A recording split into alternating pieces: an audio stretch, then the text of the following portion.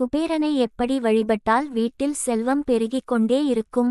பணக்கார கடவுள் என போற்றப்படும் திருப்பதி ஏழுமலையானுக்கே கடன் கொடுத்தவர் என்பதால் செல்வ பெருக வேண்டும் என்றால் குபேரரை வழிபடுவது சிறப்பானதாகும்.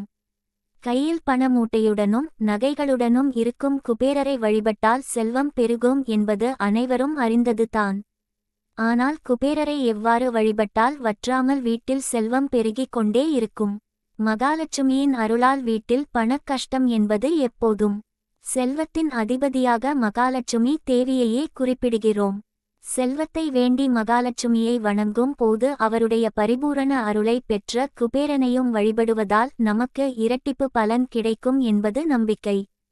பொன் பொருள் என அனைத்து வகையான செல்வங்களையும் வாரி வழங்கக்கூடிய குபேர பகவானுக்கு உகந்த கிழமை வியாழக்கிழமை ஆகும். வெள்ளிக்கிழமை மகாலட்சுமிக்கும் சுக்கிரனுக்கும் உரிய நாள் என்பதை போன்று வியாழக்கிழமை குபேரனை வழிபடுவதற்குரிய நாளாகும். வியாழக்கிழமையன்று அதிகாலையில் எழுந்து நீராடி வீட்டை சுத்தம் செய்து வாசலில் பச்சரிசி மாவில் கோலம் போட வேண்டும். நிலைவாசலில் சந்தனம் மஞ்சள் குங்குமம் வைக்க வேண்டும். அதற்கு பிறகு வீட்டின் பூஜையறையில் குபேரர் படத்தை வைத்து தாமரை மலர் சங்கு ஆகியவற்றை இருபுறமும் வைத்து விளக்கு ஏற்றி வழிபட வேண்டும்.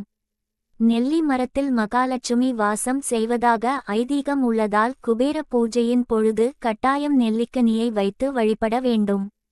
அவளுடன் சிறிதளவு பால் மற்றும் சர்க்கரை சேர்த்து நைவேத்தியமாக படைக்க வேண்டும். கண்ணனை போல் குபேரனுக்கும் மிகவும் பிடித்தமான உணவு அவளாகும். அதனால் குபேரனுக்கு அவள் படைத்து வழிபட்டால் அவரது அருள் கிடைத்து குடும்பத்தில் அனைத்து விதமான செல்வங்களும் கிடைக்கும் என்பது ஐதீகம்.